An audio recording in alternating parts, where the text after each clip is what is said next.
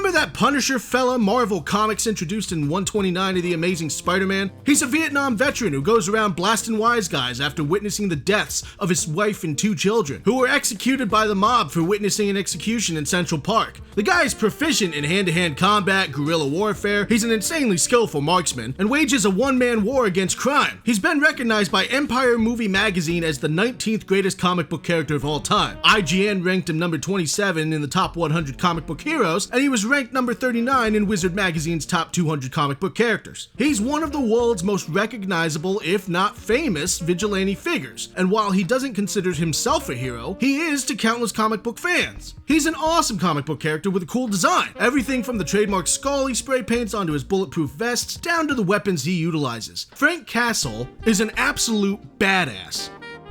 Oh, too bad he's a fucking ninja now. Gentlemen, time! Gentlemen, time!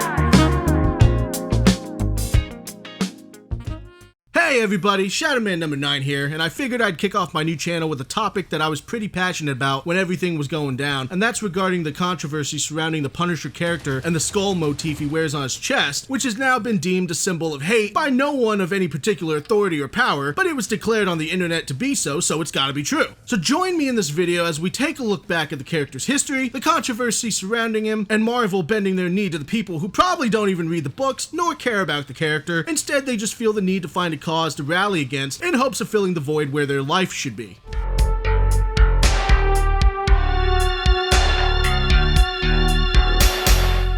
Frank Castle, born Francis Castiglione, was created by the Amazing Spider-Man writer Gerry Conway, who at the time was working on the Jackal storyline in the Spider-Man comics. Gerry was looking for a big bad to face off against a friendly neighborhood wall crawler, and someone menacing but not necessarily a villain, just like a second-tier character that could be used as a tool by the Jackal. A jackal! Jackal! It's a jackal! It looks like a jackal! Jackal! Jackal! It's a jackal! Jackal! Time!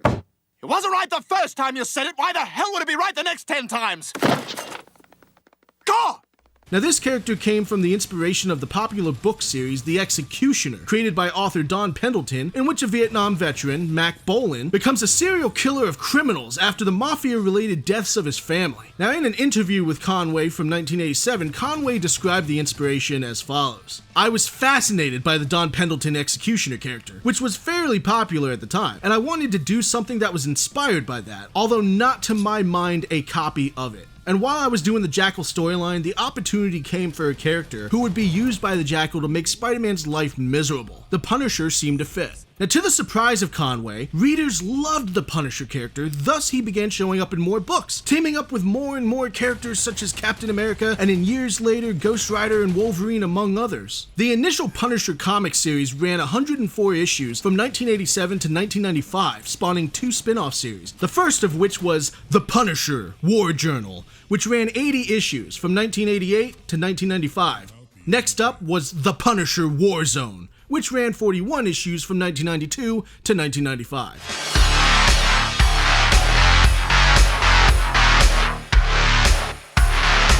Now, January 6, 2021, members of the Proud Boy movement marched towards the Capitol with the intent on taking the country back. Protesters surged past Capitol Police and began invading the Capitol. The event is officially declared a riot. During the whole affair, some rioters were seen with the Punisher skull logo on their shirts and flags, and at that moment, the skull was deemed a symbol of hatred. And the question quickly arose, why would Marvel let such heinous people utilize the symbol of one of their most popular characters for hate?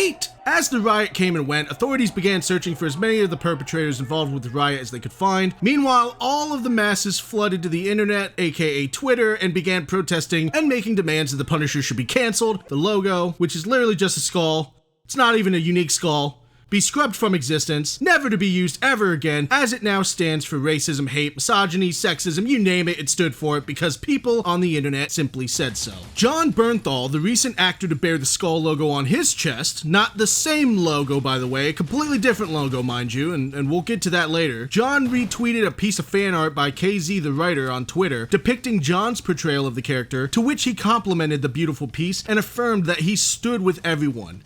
Everyone being the fans, not the rioters. Could you imagine John Bernthal in full Punisher attire showing up to the Capitol like, you gotta take that podium? I can't even get through it. You gotta take that podium.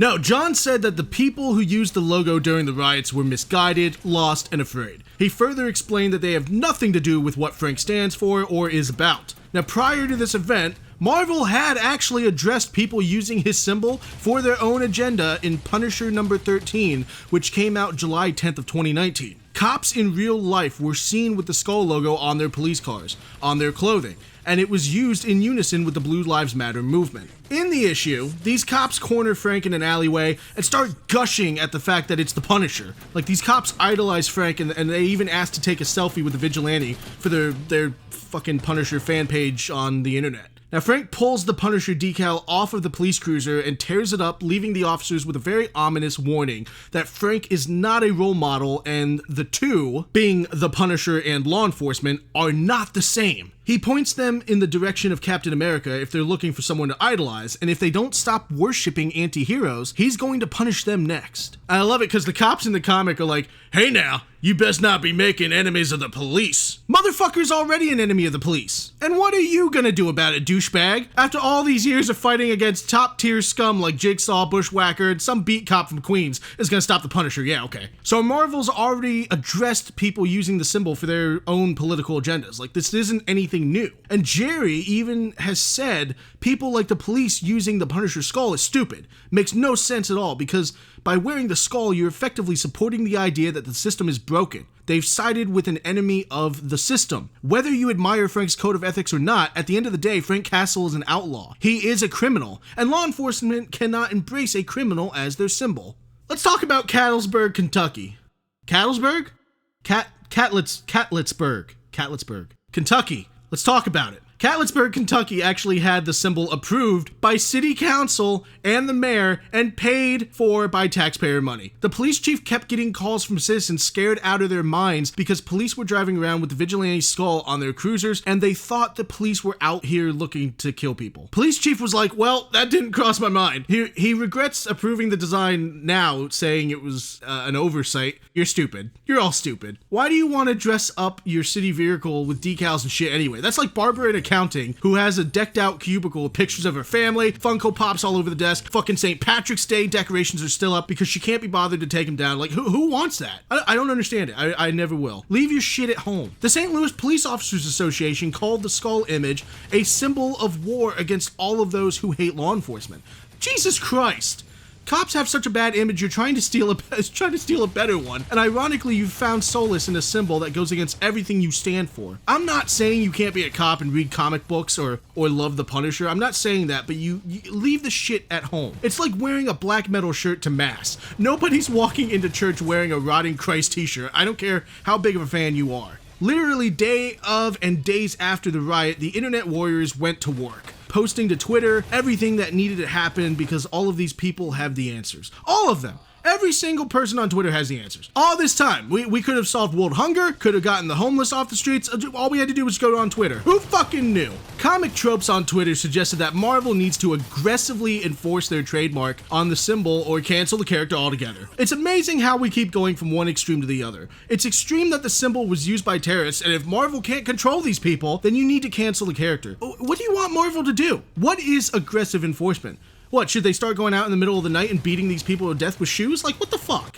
I had to beat them to death with their own shoes. Nasty business, really.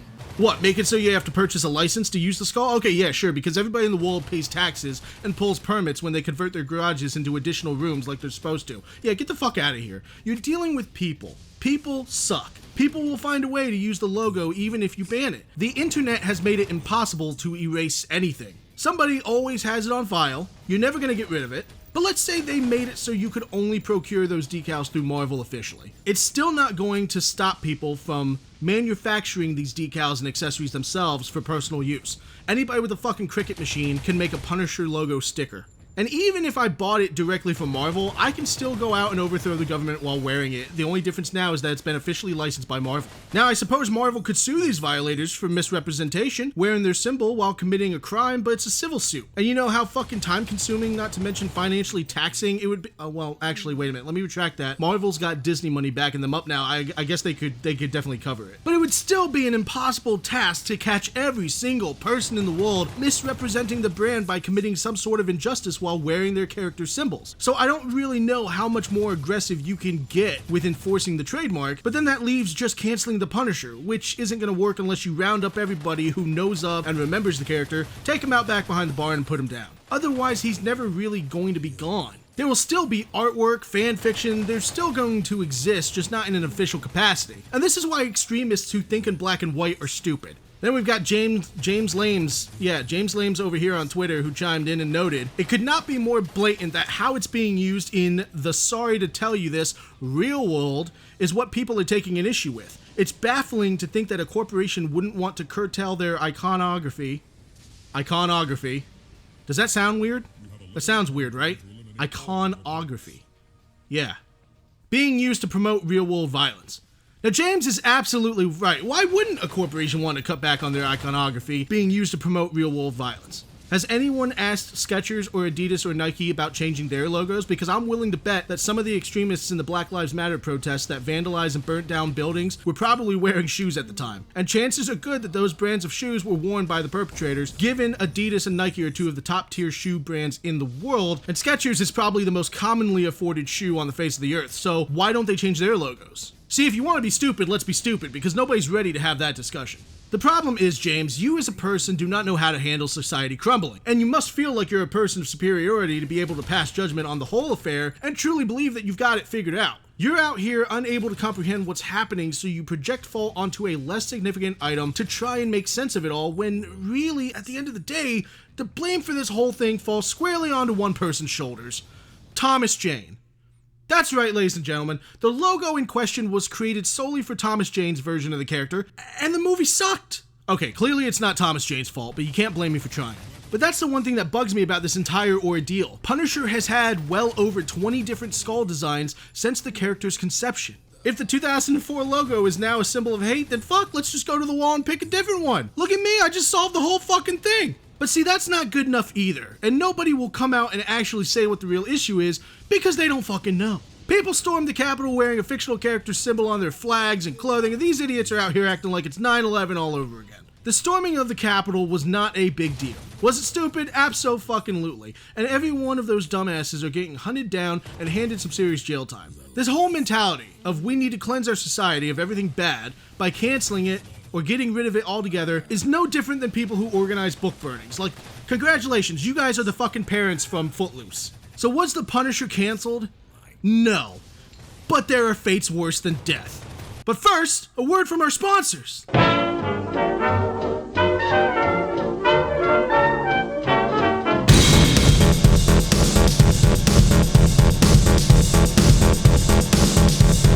No, look, I'm not gonna go easy. He's a fucking ninja. They turned Frank into a ninja, and he works for the Foot, for crying out loud. Wait, no, sorry, wrong appendage. So much more worse than I thought. They've made him a crossover character in the TMNT universe. No, but seriously, folks, Frank Castle is now a ninja who is, from what I can tell, sworn off the use of guns, and now works for the Hand. And coming next month in a 13-issue prestige format limited series, more dangerous than ever before, Frank Castle now finds himself in control of his own personal army of hand ninjas, leading the cult as the king of killers. Not just a new status quo for the vigilante, Castle will don a new costume and have access to an even more lethal arsenal of weapons. So they didn't cancel the Punisher, but they did change his iconic skull logo for a different skull logo.